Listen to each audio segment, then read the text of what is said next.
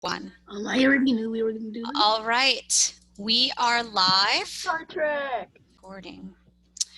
All right, guys. So, I don't know if you saw today, I am channeling Spock. Live long and prosper. Because today's lesson is on reasonableness, and we're going to be looking at division word problems and interpreting what to do with the remainder. Because in real life, if you were solving a division problem or a problem that required you to divide or put things into groups, in real life you wouldn't say, well, you're going to need to remainder 3, right? You wouldn't actually say remainder in your answer. So there are going to be 4 strategies that we're looking at to interpret the remainder. And for those who don't know who Spock is, perhaps the space background will give you a little clue. Today, I am dressed and channeling Mr. Spock. He is a Vulcan, and for those that know a little bit about Star Trek, the Vulcans are a very logical people, and they think in very mathematical and scientific means. So when we're looking at these word problems, we're not necessarily going to be answering and solving an equation. We are going to be looking at how to solve a problem. So I'm channeling Spock. I want to see everyone's Spock hands up for today. Can you guys all do the Vulcan symbol? I can do it with both hands. So the Vulcan symbol, and this symbol means, it's a good thing to show to someone, it means to tell someone that you want them to live long and prosper. So if you give this symbol to someone, you're telling them live long and prosper. So channeling our inner Vulcan, we're going to think logically, just like Spock, as we tackle these division problems. All right, Spock interprets the remainder. Our very first strategy when looking at the remainder in a division problem is to ignore it. Use only the quotient as your answer. Okay, and in these types of problem, we're going to ignore the remainder completely and use only the quotient without the remainder. So I'll show you a word problem that we will be using this strategy for. All right, ignore it. Use only the quotient as your answer. Spock symbols up. We are thinking like a Vulcan, thinking logically.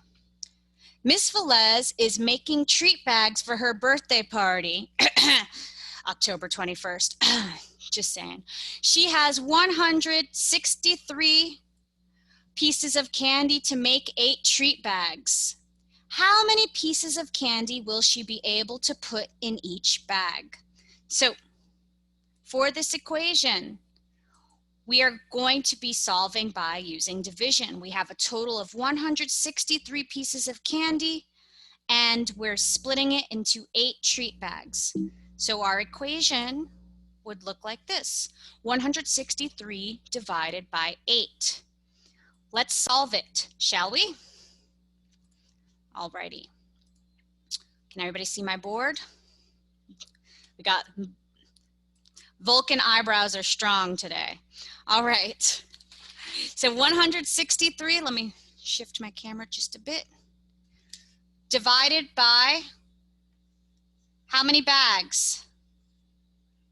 163. Well, 163 candies. How many bags? 8 bags. Oh, there's a little too much. 8 bags. Thank you. 8 bags. Let me Each. lower this light a little bit. Okay. Hopefully that is better in terms of the glare. Yes. All right. 163, we're splitting it into 8 bags. We have a dividend that has 3 places, 1, 2, 3. And I'm very excited to share with you guys today, because my markers have been dying, that I have, oh, well, that was a grand reveal. I have a whole bunch of nice new colors to use for us today. So I'm very excited for my math color coding. Woohoo! All right, let's begin. Divide. Can 8 go into 1? No. Yes. Wait, no. No, we can't get a perfect 8 out of there. Oh, don't you love when the markers work so well? Can 8 go into 16? Yeah. Yes. How many times? 2. 2. So the closest 2. we can get will be 8 times 2.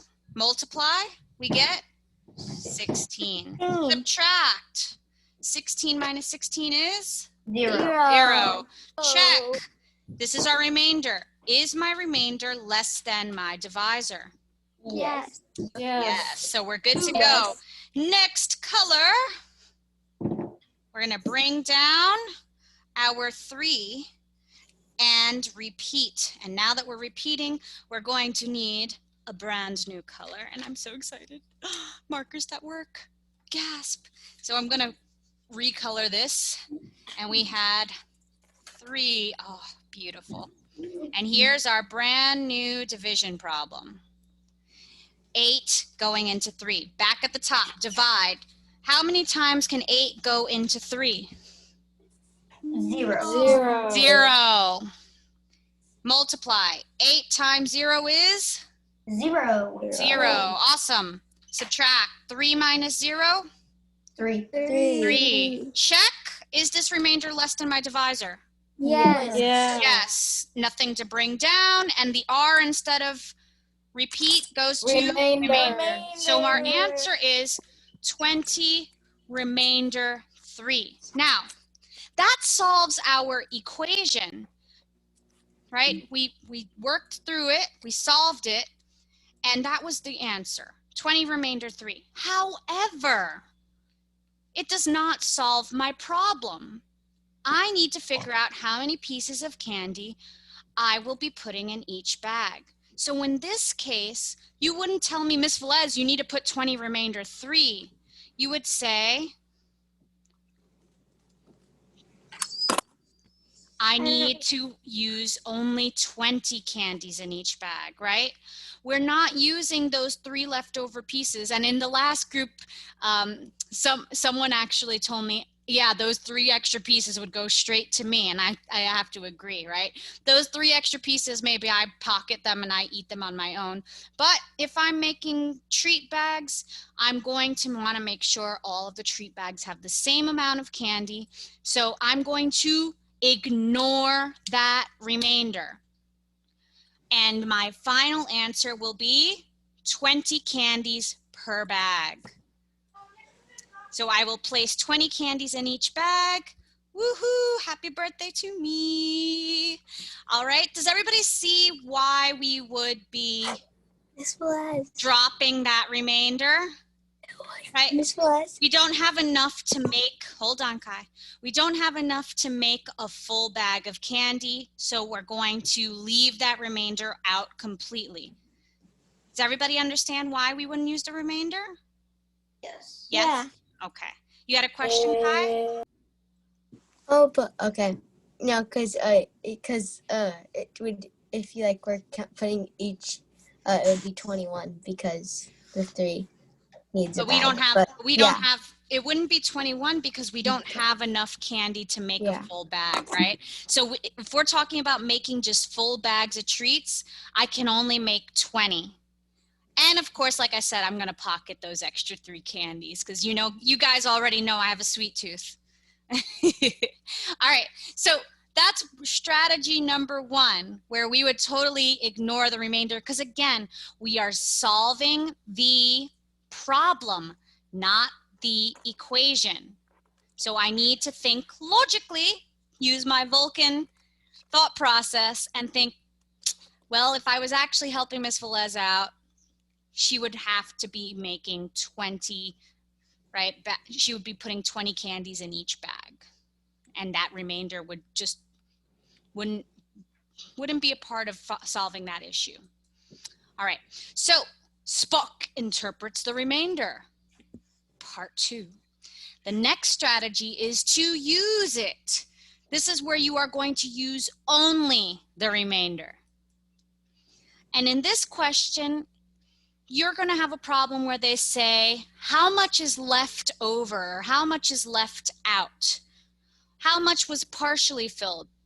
So in that last question, how could I have changed it so that I'm using only the remainders? Anybody think they can figure that out? How would you change that last question we did? What would you ask instead? Nobody? Nobody. Oh, Patrick. Patrick, thank you. Like, how much is left over from this much? Right. Like, Exactly. Like in my last question, if I said Miss Velez is making candy bags with 163 candies per bag for 8 bags, how much will she have left over to eat for herself? Then you would say, 3. oh, I'm not even gonna look at the quotient. I'm just gonna look at the remainder and say, Miss Velez has 3 candies left to eat. Woohoo! All right. So let's take a look at a sample question where we would only use the remainder in our answer. All right, use it.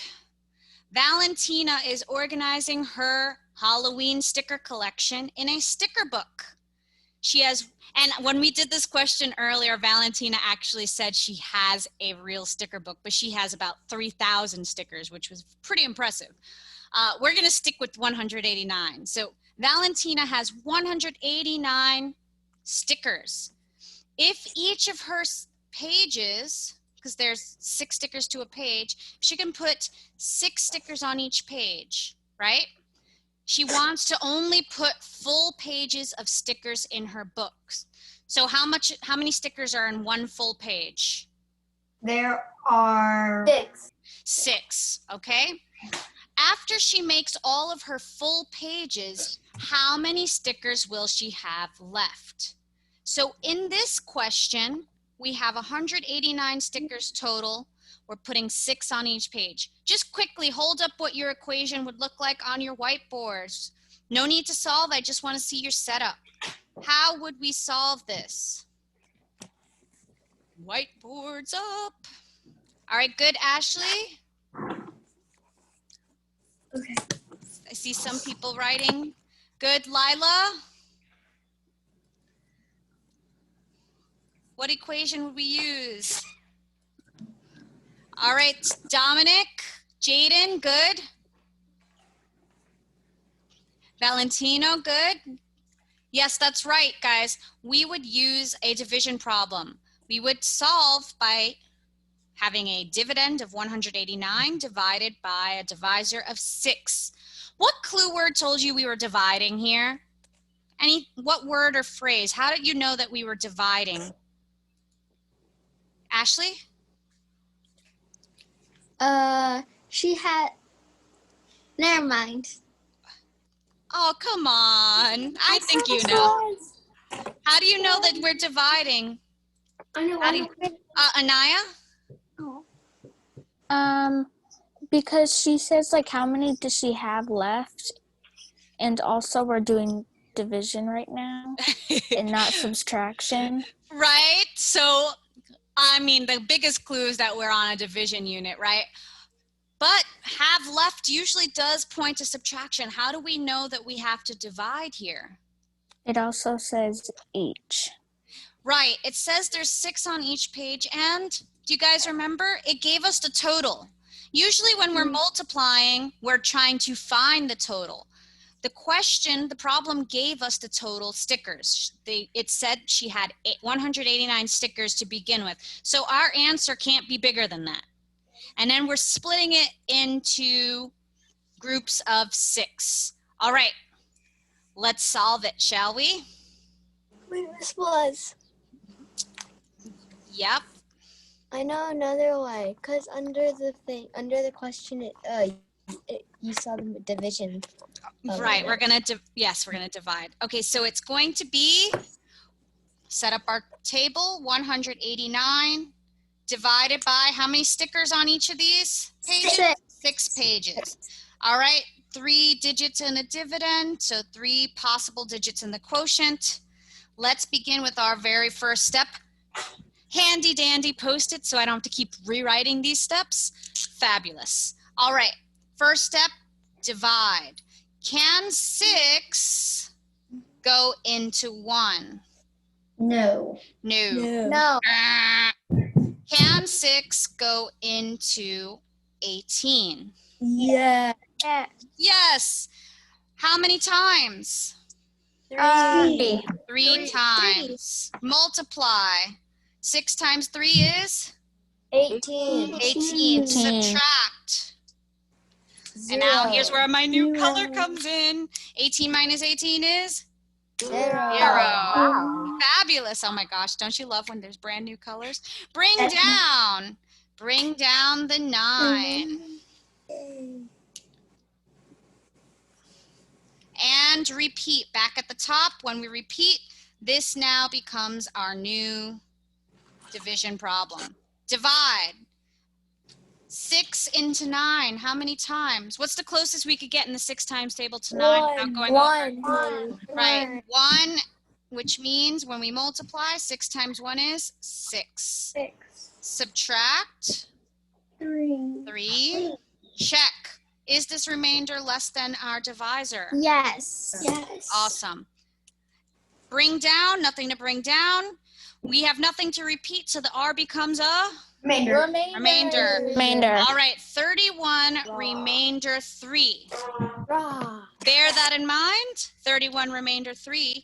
Now, that solves our equation. That does not solve our problem. So what is the question asking? How many stickers will Valentina have left? 3. How many? That's correct, 3. Okay? In this case, Valentina can fill up 31 of her pages completely, but since she only wants full pages, she's going to have 3 leftover stickers. All right? Wait, which was? All right, so she'll have 3 leftover stickers. Yay, Valentina. She's going to have 3 stickers left. That's how we solve our problem. We wouldn't say, oh, okay, let's solve this problem. 31 remainder 3. That's not looking at the problem. That's not answering logically. That is simply doing the calculation and writing down the numbers. When you're answering a question logically, you're thinking about what you are being asked. All right, Vulcan symbols up, ready for strategy number 3. And some people already hinted to this strategy because you may be the most familiar with this one. Spock interprets the remainder. And in this strategy, we are going to add it. Add 1 to our quotient. We're going to use this strategy when everything or everyone has to fit and you can't leave anything out. With the candy bags, with the sticker book, it was okay for us to have leftover candy. It was okay for us to have leftover stickers. But in some situations, we need to account for remainders. Let's look at a problem. St. John is baking dog biscuits to donate to his nearby animal shelter. And if you guys know anything about dogs, they love peanut butter. So he rolled out 80 peanut butter dough balls for biscuits. If St. John can only bake 9 biscuits at a time, how many rounds of biscuits will he need to bake? So again, why don't we just say our equation? How would we solve this? Go ahead, you can say it without screaming. You can say it out loud. Division. Right? We would divide. What told us we're dividing? Besides knowing that it's a division unit, what told us that we're going to be dividing? How did you know? What clues? What do they always give us in a division problem that we don't have in a multiplication problem? Izzy? Izzy? The answer. Right, they gave us the total. We already know how many biscuits he's making. We know he's making a total of 80. If we were multiplying, they wouldn't give us the total. We'd be figuring it out.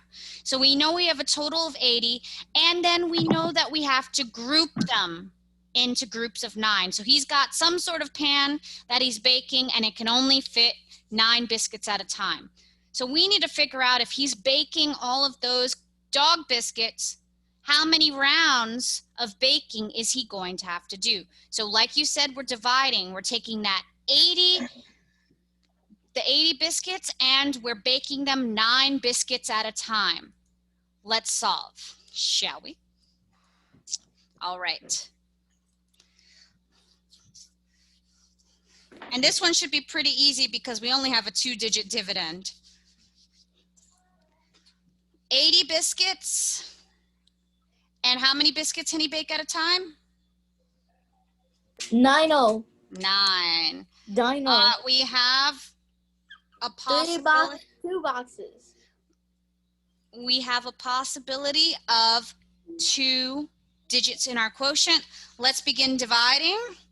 First number we look at is our divisor. And we look at the first digit. Can 9 go into 8? No. No. Which means, and this is the only option we have, we're going to have to use 80. How many times can 9 go into 80? What's the closest number to 80 in the 9 times table without going over? 72. 72. I'm going to put that here. That is my closest number is 72. Multiply 7 times what is, I'm sorry, 9 times what is 72? 8. 8. Subtract 80 minus 72. God, I don't know this. 8. Okay. Oh, Strengthen those mental math skills. Use the Vulcan force. All right. Check.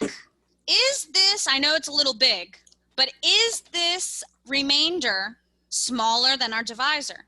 Yes. Yes. So we're in the clear there. Bring down, nothing to bring down, nothing to repeat. So this becomes a remainder. So our final answer to our equation,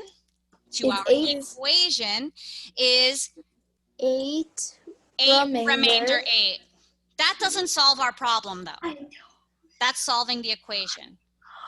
St. John still needs to know how many times he's going to have to turn that oven on to bake again. If he can only fit 9 biscuits at a time, we can't tell him, well, St. John, you're going to have to bake 8 remainder 8 times. What? How can we help him out?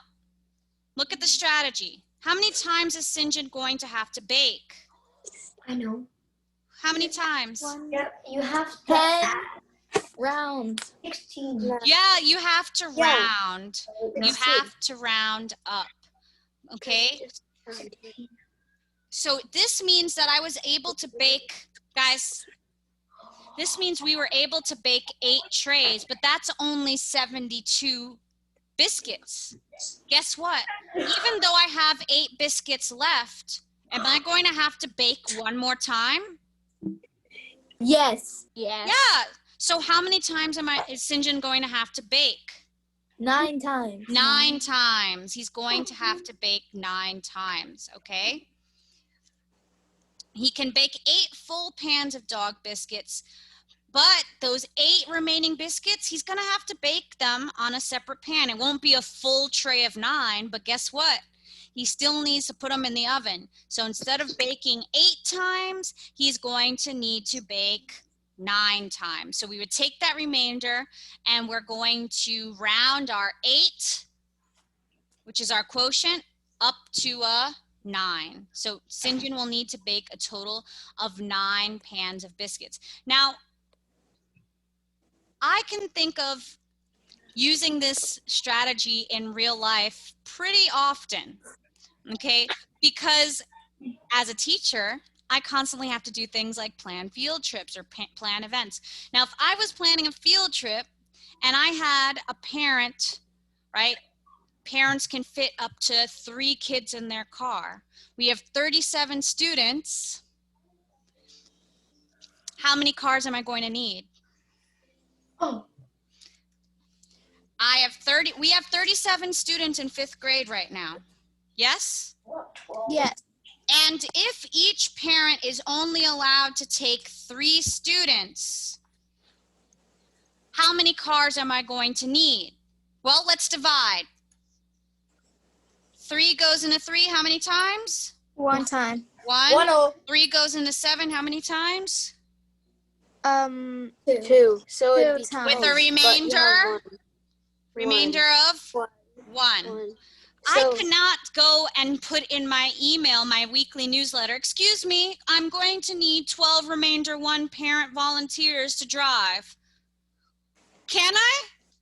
Unless I'm asking for a fraction of a parent, I hope not, right? I can't say that. The parents would be like, what?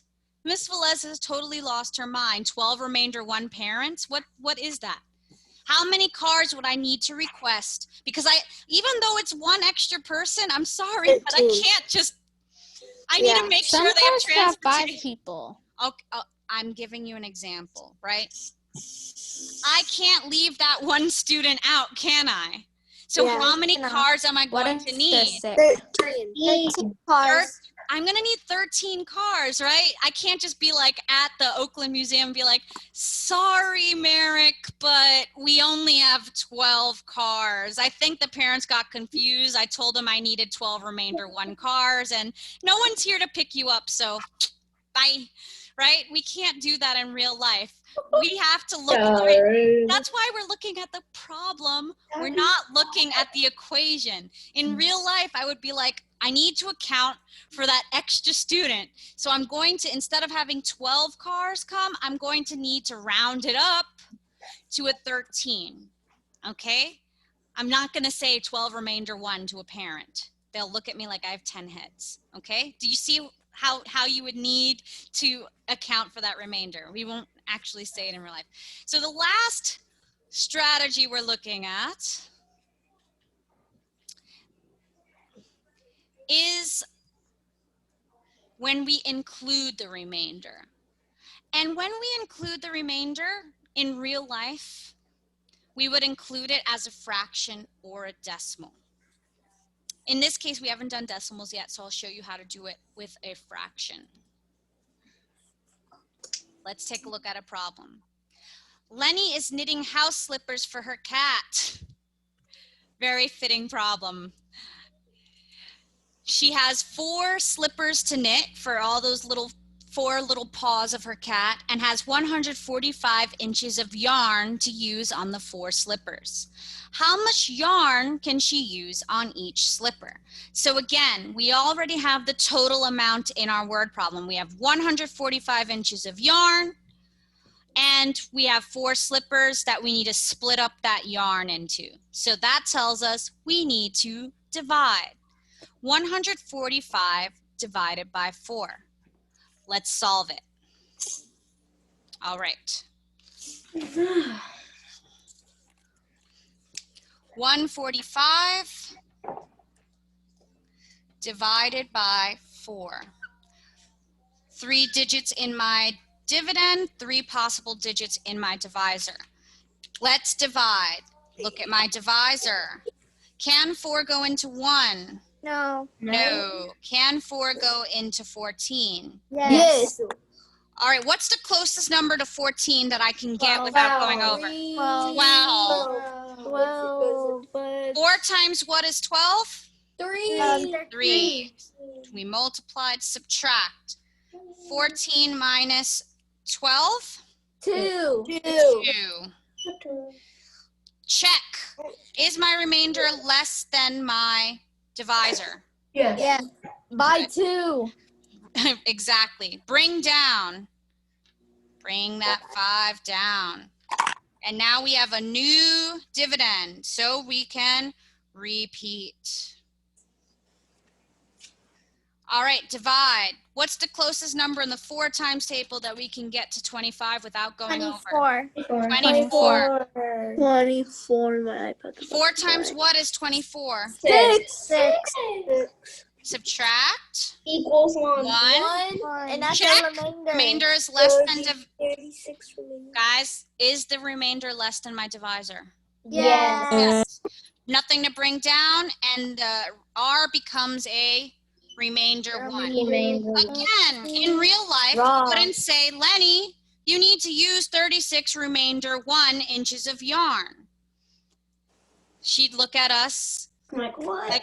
like we were crazy, right? In real life, this would solve our equation, but it would not solve Lenny's problem. Luckily, when we're using any kind of measurement, inches, right? Feet, think of anything you're getting crafty with, right? If we have an actual measurement, can't you have a fraction of a measurement? Yeah. In the Yes. other problem, we can't have a fraction of a parent volunteer, right? We can't have a fraction of any other units. But if we're using measurements like inches, we could have a 1/2 inch, right? If we were doing some sort of project, we can have a 1/2 inch. So in this case, we had 36 remainder 1. And in the other group, I showed them how to do this. So give me 1 second. We will turn that remainder 1. Instead of saying we have 1 inch, what this means is we have 36 inches for each slipper. Yes? Yep. And that means we have 1 inch left over. Does everybody see my board? Yeah. We have 1 inch left over. If I have 4 slippers, I could split that 1 inch into 4. And each slipper will get 1/4 inch, 1/4 inch. If you didn't see where I got that 1/4 from, let me just stop sharing for a minute. 1/4 plus 1/4 for each shoe, right? There's 4 slippers, plus 1/4 plus 1/4. 1, 2, 3, 4. 4/4 That equals a which whole. equals 1 whole inch. So instead of saying, hey, Lenny, you could use 36 remainder 1, I'm going to take that leftover inch and I'm going to split that leftover inch 1 for each 4 slippers, right? 1 of each 4. So my answer would be 36. 37. we're not rounding up in this one. Oh. We can't round, if we round up, we're using yarn. We don't have yarn to round up. We didn't say she can buy more yarn. We only have the yarn she has. So she has she's able to give 36 inches of yarn for each slipper. She has 1 inch left. Instead of wasting that 1 inch, she's going to split that 1 inch into 1/4 inches. Okay, so she takes that remaining 1 inch and she divides it into fractions so that each of the 4 slippers gets an extra 1/4 inch. So instead of 36 remainder 1, you're going to turn that remainder into a fraction, which is 1 for every 4 slippers. Does everybody see that? Yes. So I'm going to tell Lenny, hey Lenny, you can use 36 1/4 or 36 1/4 inches of yarn on each slipper. We can't round up because we don't have any extra yarn. We've used everything. The only thing we have left over is 1 inch. And for those saying you can't do anything with an inch, well, material is material. Having a little extra 1/4 of an inch for making something will come in handy. All right, so I take that 1 inch and I split it into fourths. 1/4, 2/4, 3/4, 4/4. That makes 1 whole inch. Does everybody? Make little sorry. bows. So does everybody see why I would use a fraction for something like measurement? Yeah. Right? For something like measurement, it makes sense because I can have a part of something. If I'm talking about volunteers for a field trip, I can't have a fraction of a person. I can't have a fraction of a car, right? But if I'm using measurement, let's say I'm building something out of wood or I'm sewing something and I have fabric, that I can have 1/4 pieces, 1/2 pieces, things like that. So I would use a fraction, and when we learn decimals, we can use decimals for those types of measurements also. So the 4 strategies we saw today were? the remainder. Add the remainder. Round See what you up. remember. Forget the Only- remainder. Round Forget up. That's right. Only Add one. Ignore. Add Ignore the one to remainder. quotient Right. and turn into a fraction. Beautiful. So guess what you're going to be doing? I'm going to show you right now. You may have had a preview of this already. I'm very excited. As you are hopefully well aware of, tomorrow is Zombie Day. Zombie Day in math, and you will be converting into a zombie. I will have to remove my Spock. We will. Can we be skeletons? I'm sorry. Can we be skeletons? I can't hear what you're saying. I'm so sorry. He's asking, can we be skeletons? Oh, well, I mean, you could show partial skeleton through your skin. Go for it. I have a costume that's a skeleton. Yeah, I would say keep the zombie makeup, though. But anyhow, the reason why we're going to do that is because you're going to be using your zombie division mnemonics and we're going to use what we learned today about reasonableness and interpreting the remainder. And you have been assigned a slide to create a word problem. Now you saw the word problems that I made today, one for each type of strategy, and you are going to be assigned based on your number a strategy. They were randomly selected. So if you are number 1, you're going to find the slide that says number 1, if that's your class number. And you're going to look at the strategy. It says ignore it, use only the remainder. So I'm going to go back and think, what kind of word problem can I create where the answer would use only the quotient and ignore the remainder? If you're number 2, you're going to have to create a word problem where the answer only uses the remainder, like when we were talking about the sticker book. If you're number 3, you're going to create a problem where you would add on to the quotient, like let's say a field trip, right? We have to add on, or a tray, if we're baking, you have to add on. And then the last one was using the remainder as a fraction. And that's when we're dealing with anything that has some sort of measurement where we can have a part of a whole. What not number? all.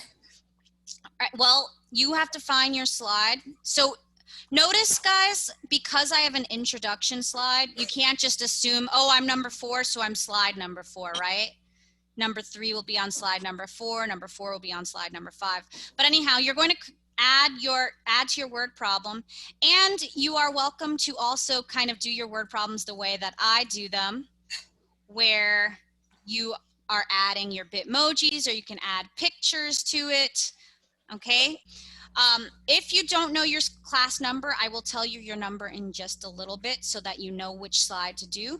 But tomorrow, when you're in full zombie makeup, we are going to be meeting in breakout rooms, and you will use your zombie strategy and pull up your slides, and you will teach us how to solve that problem. So you need to make sure after you create your word problem that you solve it on another piece of paper. Don't put the answer on the slide, because you're going to teach how to do it. So you want to have your work already done in front of you, and you'll use your whiteboard to do a zombie demonstration of how to solve using division and how to solve using your Spock strategies. All right.